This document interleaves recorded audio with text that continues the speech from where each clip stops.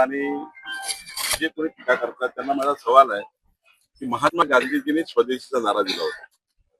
स्वदेशीचा नारा पुढे नेणे काही चूक असेल तर मग त्यांनी सांगावं. मोदीजींनी काय म्हटलं की स्वदेशीचा वापर जास्त करा. पेट्रोल डिझेलचा पर्याय काय ते इथेनॉल आहे जे देशामध्ये बनतं.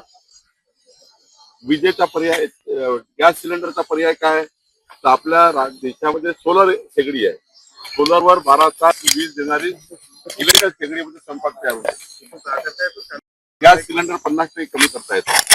त्या ठिकाणी सोनं चांदी विदेशातलं आज करण्याऐवजी आपल्या देशातलं सोनं चांदी त्या ठिकाणी आपल्या फिरलं पाहिजे.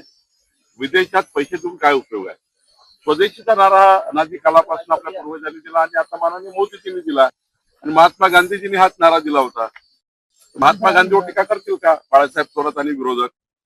शेवटी मोदीजींनी सांगितलं तेच महात्मा गांधीजींनी म्हटलं होतं तेच त्या ठिकाणी आपल्या पूर्वजांनी सांगितलं आहे. मला असं वाटतं याच्यामध्ये हे राजकारण करू नये. जनतेला पुन्हा काउन्सिलिंग केलं पाहिजे. हा ठीक आहे काही आम्ही आमच्या वाहनात कटुती केली पाहिजे का आम्ही कटुती करू. जर वाटलं तर आम्ही कटुती करू. काही रस्त्या होतं की मंत्र्यांनी आकडा कमी केला पाहिजे. आम्ही त्या ठिकाणी काही असं नाही की आम्ही करणार नाही. तर त्या ठिकाणी नुसतं विरोधासाठी विरोध करू नका. मोदीचा सल्ला किंवा मोदीची सूचना किंवा जे काही निवेदन त्यांनी केलं आहे किंवा त्यांनी आवाहन केलं आहे त्या आव्हानाला पॉझिटिव्ह घ्या. स्वदेशीचा नारा स्वीकारा आणि त्या ठिकाणी विदेशी वस्तूवर मात्र त्या ठिकाणी खर्च कमी करा एवढंच मोदीजींनी म्हटलं आहे. अनावश्यक शासकीय दौऱ्यानं होणारा खर्च कमी करा. चार्टर किंवा प्लेन या वापरण्यावर कमी करा. कोण वापरताय. एखाद वेळी अर्जंट असेल तरच वापरताय. कोणी खूप तातडीचं आहे. आपण बघा माझ्या वर्षभराच्या याच्यामध्ये मी 4-5दा आणि जेव्हा अर्जंट तेव्हा गेलो. आमचे मंत्री जात नाही फार. मान्य मुख्यमंत्री उपमुख्यमंत्री तेवढा त्यांचा बिझी राज्याचे मुख्यमंत्री फारच बिझी असतात. त्यामुळं त्यांचा तुम्ही सवाल सोडला तर राज्याचा कुठले मंत्री फ्लाईट वापरतात. तुम्ही वापरतात. वरिष्ठ मंत्री आहात. भाजपच्या मंत्र्यांना सल्ला देणार का की त्यांनी आपला ऑलरेडी मुख्यमंत्र्यांनी सल्ला दिलाय सर्वांना.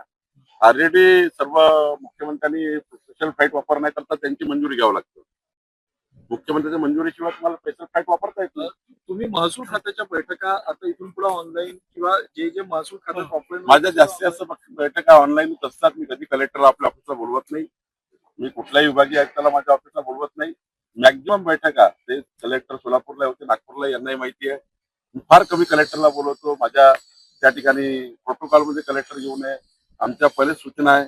त्यामुळं आम्ही फार अधिकाऱ्यांना फार ड्रायव्हर करायला लावत नाही. आम्ही ऑनलाईनच त्या ठिकाणी करतो आणि तसं सोल्युशन काढतो. उद्योग क्षेत्रात अस्वस्थता आहे यामुळे अशी विरोधक टीका करतायत. विरोधकामध्ये अस्वस्थता आहे. रोज हारतायत रोज पडतायत आणि त्यांना काही संधी दिसत नाही. 247 पण त्यांची विकेट गेली आहे. त्यामुळे त्यांना आता वाटतं की हे विरोध केल्याने काही जमून जाईल. पण देशाची जनता मोदींचं आव्हान स्वीकारता आणि पुढे जात आहे.